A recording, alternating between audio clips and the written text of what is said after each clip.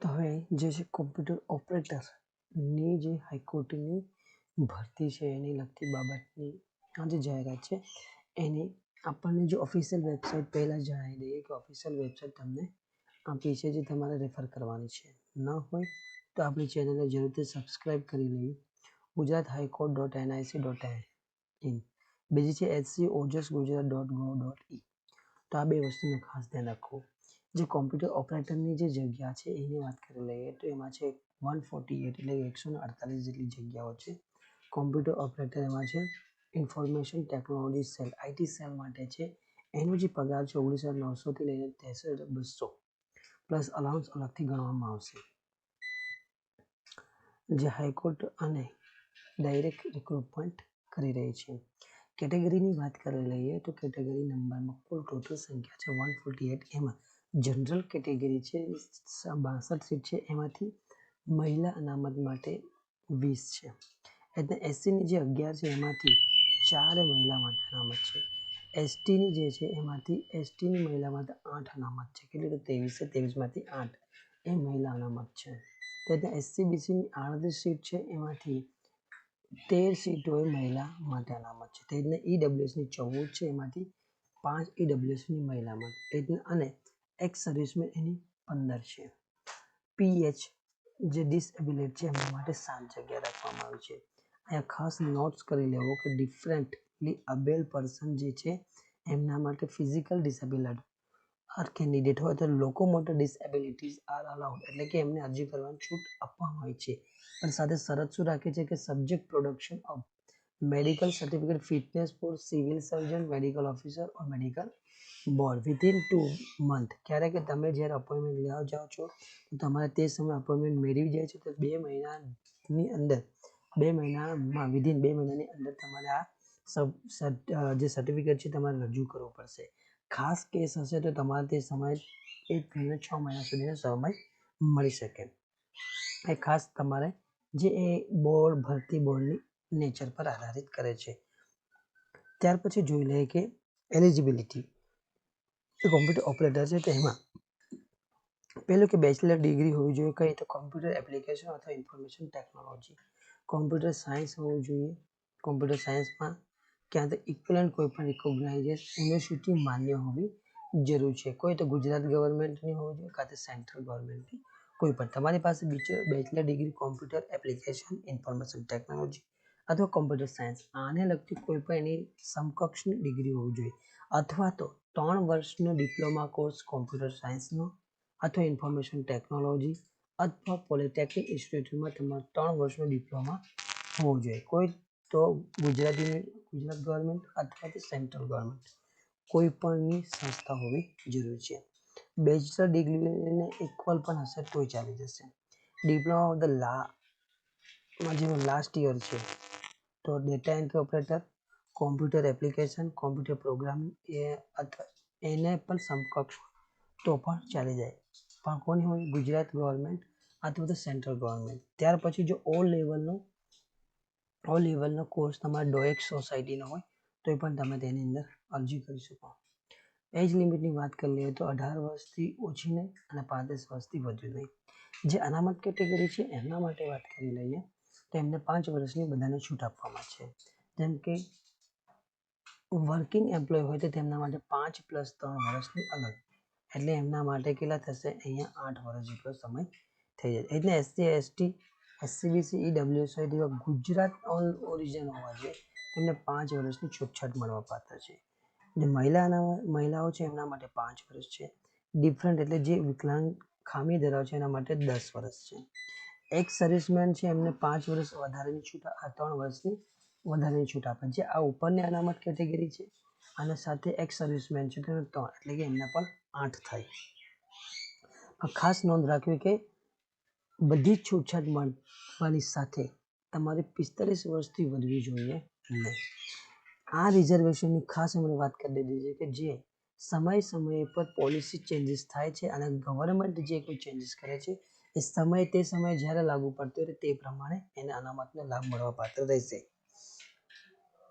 ફીની વાત કરીએ તો તમારે એને ફી માટે રેફર કરવામાં છે બુલેટિન જે આપેલું છે.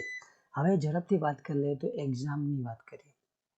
એલિમિનેશન ટેસ્ટ છે, ઓબ્જેક્ટિવ MCQ છે, એ તમારા 100 માર્ક્સ છે.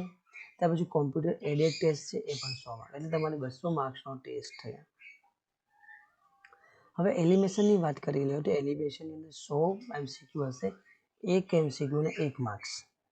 નેગેટિવ માર્કિંગ છે 0.33. ભાષા જોઈ લઈએ, પેપરની ભાષા તો અંગ્રેજી હશે, ખાલી ગુજરાતી ભાષા છે એમાં તમને ગુજરાતી, બાકી બધા જે ટોપિક છે તમને અંગ્રેજીમાં લેવા આવશે અને સમય તમારો આપવામાં આવશે 2 કલાક. હવે જે તમારો સિલેબસ છે એની વાત કરી લઈએ તો એ છે કોમ્પ્યુટર નોલેજ. કોમ્પ્યુટર નોલેજ હોવું જોઈએ, general knowledge, English language, numeric અને mental ability, analytical reasoning skill, current affairs અને ગુજરાતી લેંગ્વેજ. આટલા ટોપિક છે જે તમારા કરવાના છે. આ બધાની જ અંદર ખાસ કે જો ઉમેદવારની સંખ્યા વધુ હશે તો એકથી વધુ જિલ્લામાં લઈ શકે અથવા તો અમદાવાદ હાઈકોર્ટ ત્યાં પણ લઈ શકે. આની અંદર તમારે સિક્યોર રહેવા માટે 50 માર્ક્સ તો લાવવા ફરજિયાત છે. કારણ કે 100માંથી તમારે 50 લાવવા ફરજિયાત, બીજા 100માંથી પણ તમારે 50. ત્યાર પછીની વાત કરી લે MCQની વાત. MCQની અંદર જે માર્ક્સ હશે મેરિટ બનાવવામાં આવશે, ફાઇનલ મેરિટના આધારે તમને બીજા ભાગ લેવામાં આવશે. આ ખાસ પહેલી વાત કહી છે કે પરીક્ષા પછી તમે રીઇવેલ્યુએશન, રીચેકિંગ અથવા તો એની કેસ રીએસેસમેન્ટ જેવી કોઈ પણ બાબતને ધ્યાનમાં લેવામાં આવશે નહીં. હવે જે કોમ્પ્યુટર એડેડ ટેસ્ટ છે એના 100 માર્ક્સ છે એની વાત કરીએ તો એમાં સિલેબસ જે આપ્યો છે એ પહેલો છે વિન્ડોઝ અને Linux, Microsoft Office, open office, basic knowledge of computer, basic of computer peripheral, trouble shooting અને ઇન્સ્ટોલેશન અને બેસ્ટ પ્રેક્ટિસીસ, પછી ઇન્ટરનેટ ટેકનોલોજી. આ બાબતે સ્પષ્ટ કરવામાં આવી છે. આ તમારે જે હાઈકોર્ટની અમદાવાદ હાઈકોર્ટ છે ત્યાં આગળ તમારે લેવાનું રહેશે. ત્યાર પછી છે મિનિમમ આમાં બી તમારે 50% માર્ક્સ લાવવા ફરજિયાત છે, તો તમે એના લાયક ગણવામાં આવશો. હવે જે લિસ્ટ તૈયાર કરવામાં આવે છે બંનેનું કોમન બનાવીને લિસ્ટ તૈયાર કરવામાં, અને આ લિસ્ટ જોવા માટે તમારે HC ઓજસને તમારે રિફર કરવી પડશે. નહીં કરવું હોય તો આપણી ચેનલને જરૂરથી સબસ્ક્રાઇબ કરી લેજો, જેથી તમને આવી કોઈ પણ બાબત હોય તેની અપડેટ તમને મળતી રહેશે.